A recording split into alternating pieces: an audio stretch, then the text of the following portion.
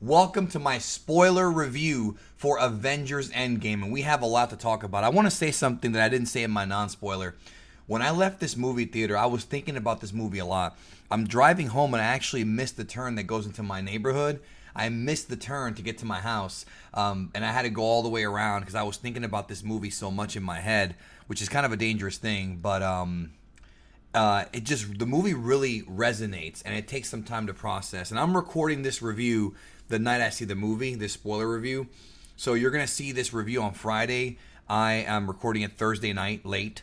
So I'm gonna give you my thoughts, spoiler time on the movie. I already said in my non-spoiler all of the basics: great cinematography, great writing, great acting. I didn't even talk about how amazing Robert Downey and Chris Evans were. They were the glue that held this movie together.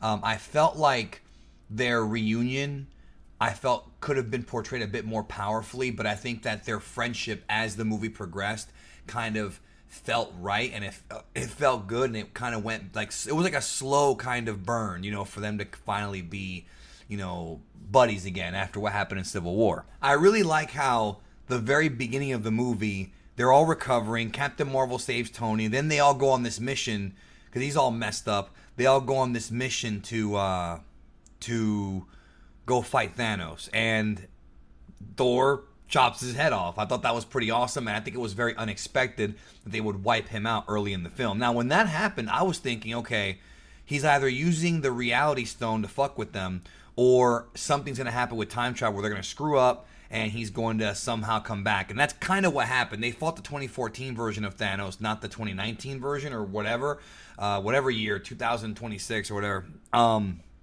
Then they had the time skip. That was rumored but unexpected. I want to say this. Disney put out, I don't know for sure, but I heard rumors that Disney was putting out fake spoilers for this for weeks. I had heard Captain America dies in the first half. I heard that Hulk kills Thanos. I heard that Captain Marvel kills Thanos. I heard that, Kang the Conqueror, remember that? I heard all these things. None of them were true. Remember there was that rumor about how there were two cuts of the movie, one with Captain Marvel and one with less Captain Marvel? BS. When you watch this movie, you can tell that this is the way the movie was envisioned to be, because there wasn't really much else she could have done. There may have been a couple of scenes here and there of her drifting through space doing stuff, but there really was not much else. Now, as far as the movie being predictable versus unpredictable, there were some things that I did predict without question. Cap using Thor's hammer was a storyline that was started in Age of Ultron that got paid off here, and I knew it would be. And then the leaked images came, or the leaked footage came out and confirmed it. The Spider-Man saving Tony, I had a feeling was going to happen as well. Also, the whole ending with Captain America going back in time to meet Peggy. I swear on Twitter I said this. I said, wouldn't it be cool if this happened instead? And I was right. It wasn't exactly the way I had said it, but I can't believe I was right on this one, because I swear the rumors of Captain America dying in this movie were going around for a long time. We knew it was going to be either him or Iron Man, and it was Iron Man. And I'll be honest with you, early in the movie when they showed Tony having a family and his daughter, and he finally married Pepper, I was already thinking, okay, either Pepper's going to die or Tony's going to die. I hope neither one die, but one of them's going to die. And Tony did die, and it was really, really sad. I'm still processing the death of Tony Stark in this movie, which really shows that the MCU is now and will never be the same again. Captain America is now Falcon. The original Cap, Steve Rogers, is an old man, happily married and living his life with Peggy, which was a really happy ending. Just very I didn't cry, but I got close to crying because of how happy it was. And the funeral for Tony Stark at the end of the film, and everybody being there, the guy who started this whole thing, and goddamn, bro, if it wasn't for Robert Downey's performance, who was great in this movie as well, if it wasn't for his performance as Iron Man, the first movie, and what he has done, even though Iron Man 2 and 3 are not that good, if it wasn't for that, we wouldn't even be here, and it was really, really cool. Now, I will say this.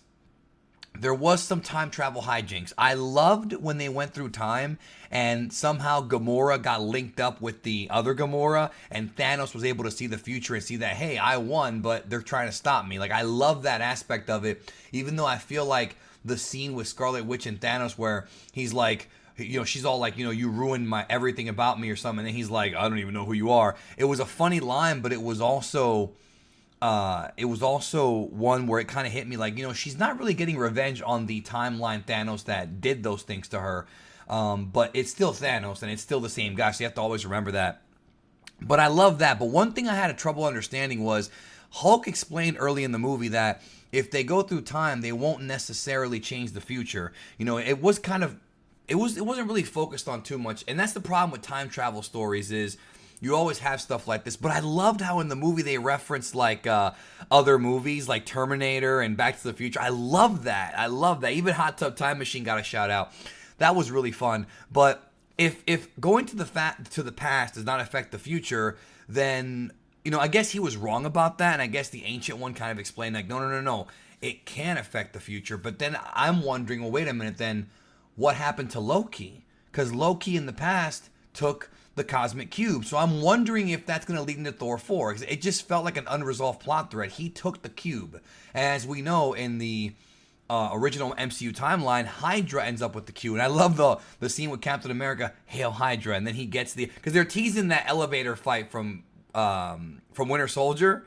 Remember that? And he gets the briefcase. That was really good. But I just felt like it was kind of weird because they're saying it won't affect the future, but just them being there should give like a butterfly effect. But again, when it's time travel stories, you really can't like overthink them because none of them really make that much sense, based on grandfather theory and all that stuff. But I thought it was weird how, but it was a great ending though. Like I love how Cap is there as an old man, retired. I had all these adventures and I still got to go back in time and be with the love of my life. And that was just so heartwarming to me. Like, my God, he did it. Like he got Peggy, and that was such a satisfying ending to his character from all the way back to the first Captain America movie. Now, when I go back and watch Captain America 1, I'm gonna get more emotional because it's like, what a quest, what a journey for that character, what a journey for Tony Stark. They teased him having a child in the last movie. He, the snap happens. He misses Spider-Man. He misses Peter Parker. But he has a kid with Pepper, and that's what he wanted. And it was so sad when he died and that little girl ended up without a father, even though her father wound up being a legend who discovered time travel, among other things. It was such an emotional ending to that movie. Like, freaking just, my God, it sucks. And part of me hopes that they go back and bring him back somehow, with the time stone or something. But there is no more time stone. Well, we don't know if there is, because they went back in time, but they still have a time machine. So they could use the time machine to go back in time and get the time stone, or to go back in time and pull a Tony from a different timeline. But if they do that, what's going to happen to that timeline? So I did like Ancient One being in the movie and explaining these things. Like, you have to return the stone to the exact point where you took it. But again, what about Loki? That's going to be a question that may or may not get answered in the future. We'll see. I don't want to write it off.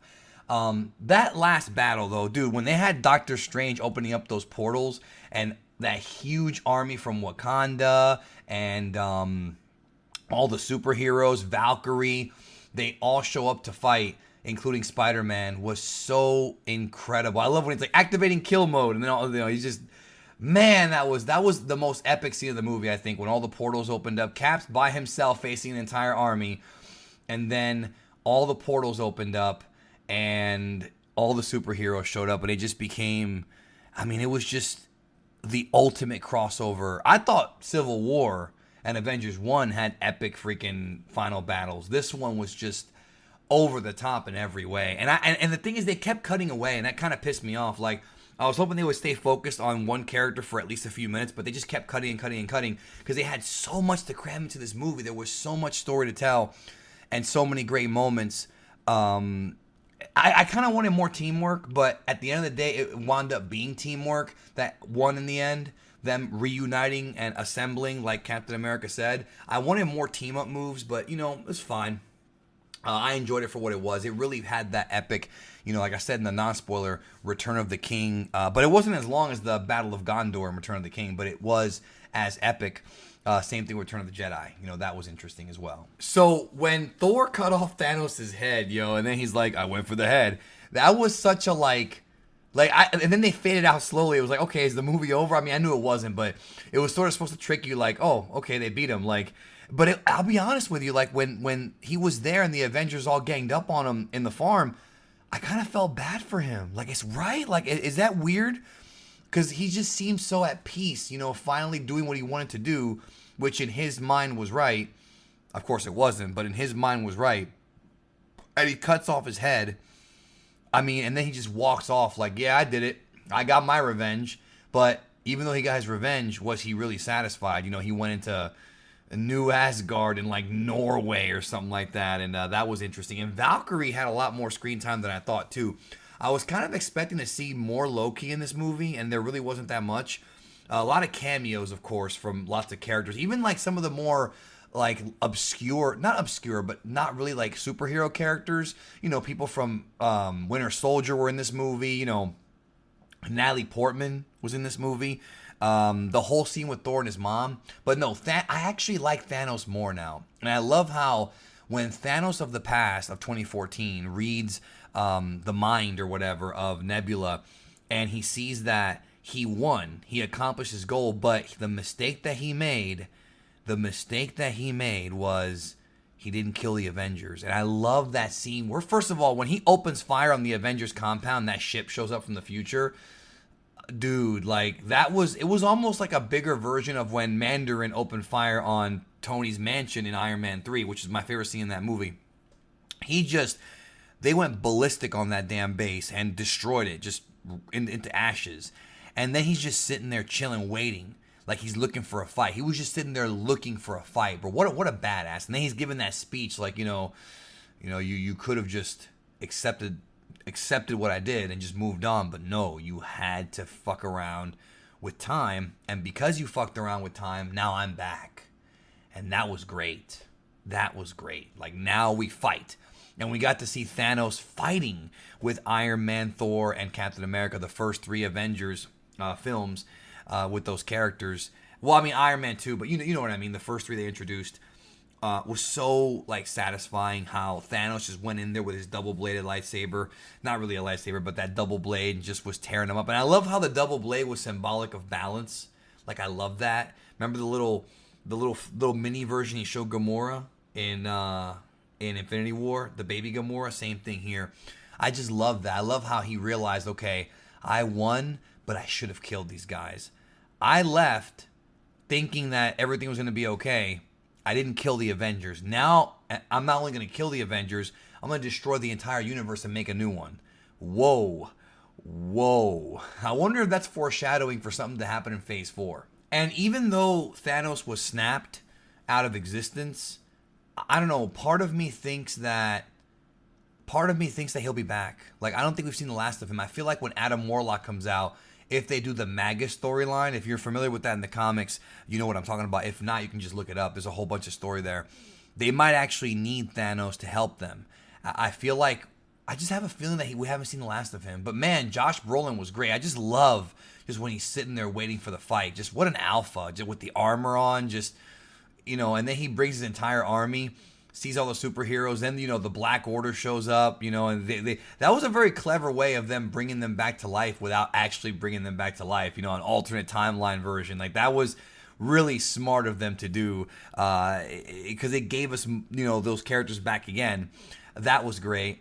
And then, of course, the snap. There wasn't a lot of, not too much Black Panther, right? Not too much Spider-Man, but I was okay with that because, like I said, in my non-spoiler, this movie was about the original 6 Avengers. They all had their own character arcs. Tony Stark got his peaceful life, and then because he wanted to do the right thing, he still went back to be an Avenger. And just the fact that they teased him dying throughout the entire film, he got to go back in time and meet his dad, and that was so emotional. Like, I feel like when I go back and watch the movie again, it's going to be way more emotional for me the second time because he got to meet Howard Stark. What a great scene. And he got to learn more about who his dad was when he was younger.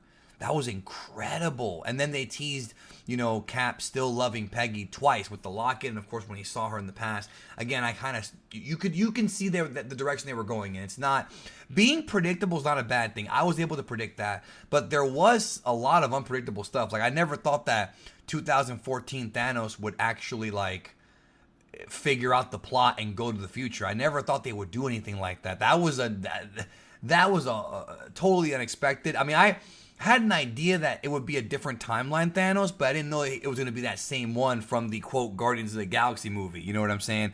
That was interesting. And the fact that Tony did the snap and it killed him, it's unfortunate.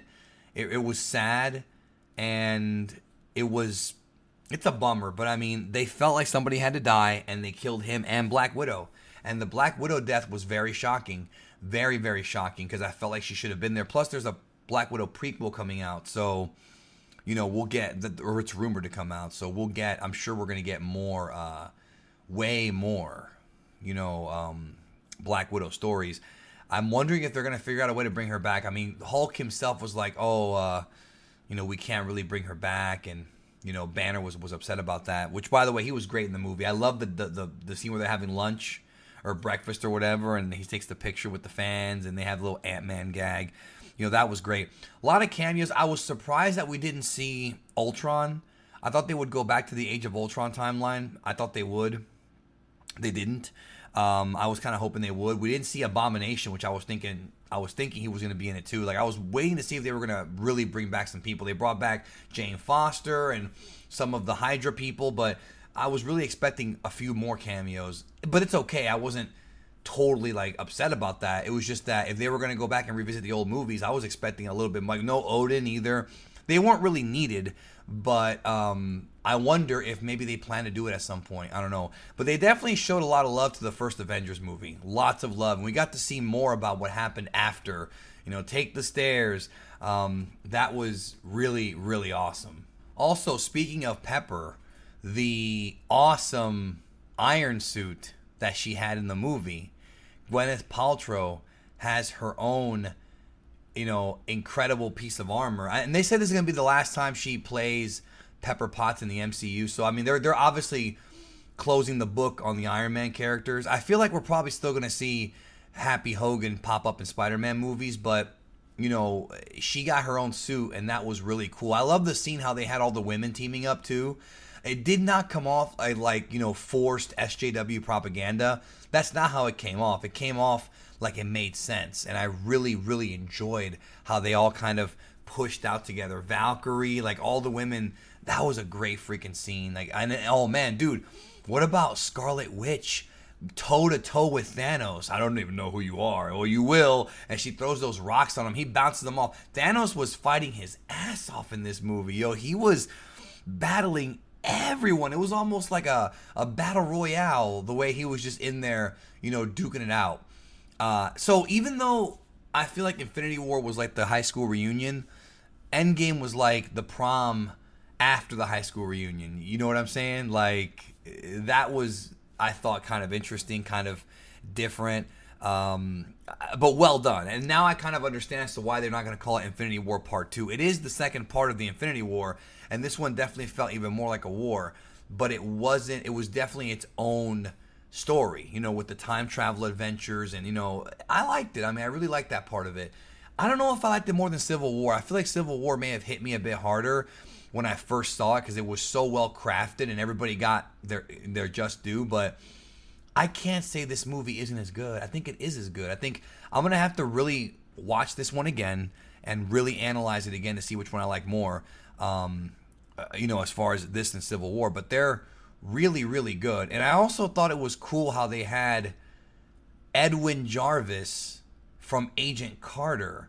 This is the first time they've had an MCU TV character in the movie. I'm over here wondering, well, why isn't Daredevil in this thing? Couldn't they have thrown those characters in, the Defenders, to help them out? Imagine that level of fan service. But I guess, again, they couldn't fit everybody in there. I also loved when they had Ronin taking out the Yakuza. Oh, man, that was, and now we know who Hiroyuki Sanada was. It was not Kang the Conqueror. It was the Yakuza boss.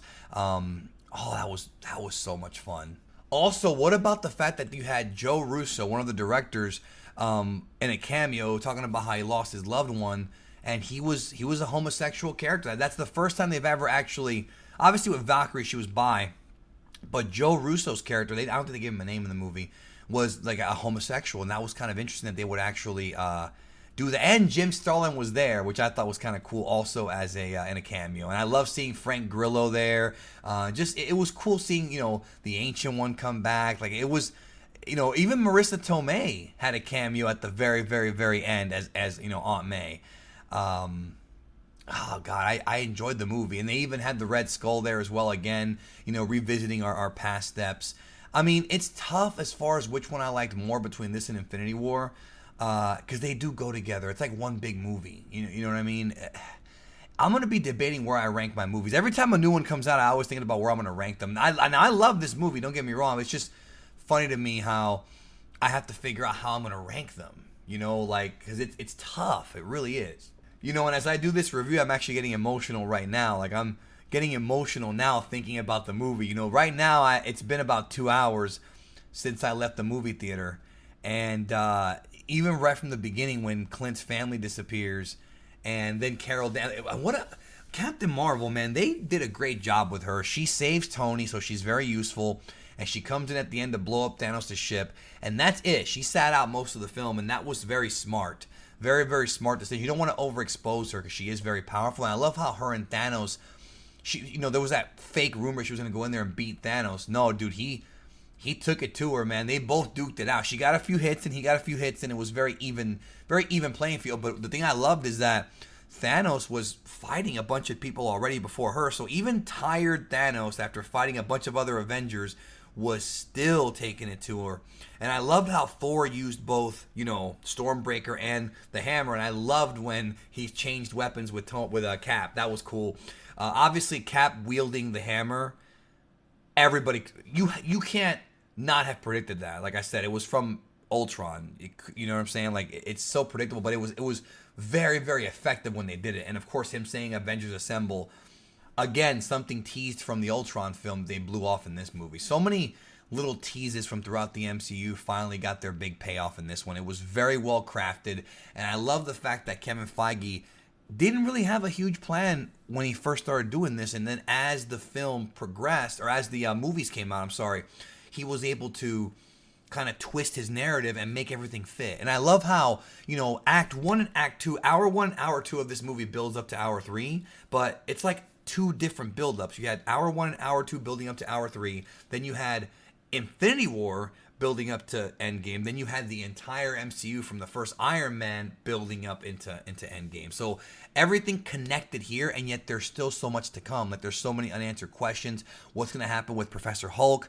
The Guardians of the Galaxy now have Thor in them. What's going to happen to Jane Foster? Is she ever coming back? Or is this the end? I mean, they broke up. What's going to happen to Clint? I mean, he's happy with his family. Captain America's happy. Now Falcon is Captain America. Is he going to get his own movie? Lots of unanswered questions here. And I loved how there's just so much to talk about. Like, as I'm doing this review, I got stuff popping in my head left and right. I love how the Ancient One was so hesitant to fork over the Time Stone until Hulk was like, yo, Doctor Strange gave it to us. And then she realized, okay, there has to have been a reason. There has to have been a reason. And there was. They had to do it. But man, I'm exhausted just talking about this. And I wonder where they go from here, because you have Gamora now from 2014, and she's with 2019, or well, no, it's what, 2023, 2020, whatever. It's in the future version of Peter Quill who snapped. And are they gonna have to like redo the love story in Volume 3 in Guardians 3? Are they gonna have to like redo that and have her re-fall in love? Or are they gonna do something different? That's a question. Also, it seemed like at the end when Peter Parker was like alive, going back to high school, and he hugs his friend, like it's almost like his friend didn't get snapped and he did. That was interesting. Where are they going to go with that story? So, I mean, again, the questions are there about where they go from here. It was just, and also really the big one is Loki. Like, Loki took the Infinity Stone, the cube. Where's he going to go? Like, what is Cap going to go back in time and fix that as well? Like, it's just a lot of unanswered questions leaving the movie. But overall, I mean, again, they're just small nitpicks, and there's stuff they can fix anyways. I do think Thanos will be back, though. I just think that Josh Brolin was so good, like, they can't just not use him again. Maybe not in Phase 4, maybe Phase 5. Like, I just feel like they're not done with him. Also, in my theater, people didn't notice the Stan Lee cameo. I thought that was weird, because I noticed that it was in the past. People just didn't pop for it, and that was kind of a bummer. But maybe it depends on what audience you see it with. Also, back to Thanos too. I loved how when he gets snapped by Tony, he just sits there and like he's like thinking about it. Like, God, that was good stuff. He's just sitting there thinking about his failure. Like, I lost. I lost again. Even though I learned from the mistake that my future self did, I still lost. I got outsmarted by Tony Stark. That was amazing. Again, the time travel stuff was confusing, and you can never really do a time travel story that makes sense. It's very hard. Very, very hard because of time paradoxes and things like that. And this movie was no different. I mean, Captain America going back in time and fixing his life, like that would have affected things because of the fact that he was with Peggy, and Peggy's supposed to die alone, you know, or not alone, but she's supposed to die, you know, in Civil War. So maybe she died at a different time. You know, again, these things do change the timeline. They literally changed the timeline, and they didn't even address that. So that is a con. I mean, that definitely is something that, you know, is an issue. Same thing with the Loki stuff. But I'm not gonna super nitpick that. The movie was enjoyable. It's not the best movie ever made. It might be the best comic book movie ever made. Best film ever, probably not, but without question, I feel like the MCU is the best franchise ever. I mean, it really is. There's too many quality movies right here. Too many quality movies. You know, I love so many franchises like Star Wars, Rocky, Back to the Future. So many. I still feel like the MCU right now is the best, in my opinion.